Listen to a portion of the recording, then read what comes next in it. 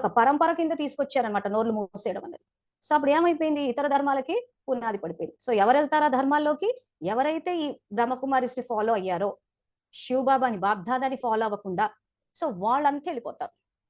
So అంతిమంలో బాబా అదే చూపిస్తారు. సాక్షాత్కారాలు జరిగినప్పుడు రక్తపు కన్నీరు కారుస్తారన్నప్పుడు, ఆ సాక్షాత్కారాలు జరిగినప్పుడు చూపిస్తాడు, ఇదిగో ప్రాప్తులు పోగొట్టుకున్నారు, మధ్యాజీ భవ, నరుని నుండి నారాయణుడు అవడానికి ఏదైతే మీరు రాజయోగాన్ని అభ్యాసం చేసి కర్మేంద్రియాలను జయించి ప్రకృతిని జయించాలో అది మీరు చెయ్యకుండా కర్మేంద్రియాలకు వశమైపోయి కళ్ళ ద్వారా ఎవరిని చూసినా వైట్ డ్రెస్లని నామరూపాల్లో చిక్కుకుని ఆ యొక్క దేహం యొక్క వైట్ డ్రెస్ వేయలేదని ఈ డ్రెస్ వేయాలి, దేహం కంటే కళ్ళ ద్వారా దేహాన్ని ఇచ్చేశారు. భోగులని అంటే ఆత్మకి శ్రేష్ఠ సంకల్పాల భోజనం పెట్టకుండా స్థూలమైన నోటికి భోగులు పెట్టాలని, చెవులకి ఆ రకంగా మ్యూజిక్లు పెట్టి అన్ని స్థూలంగా తీసుకొచ్చేసారు. కాబట్టి ఇదిగో ద్వాపరం నుంచి డైవర్ట్ అవుతున్నారని అప్పుడు చూపిస్తే అయ్యో అని అప్పుడు మొదలు. అప్పుడు ఏమవుతుందంటే ఈ శ్రీమతాలు ఏవైతే ఉంటాయో ఇవి కూడా ఫ్లాష్ అవుతాయి.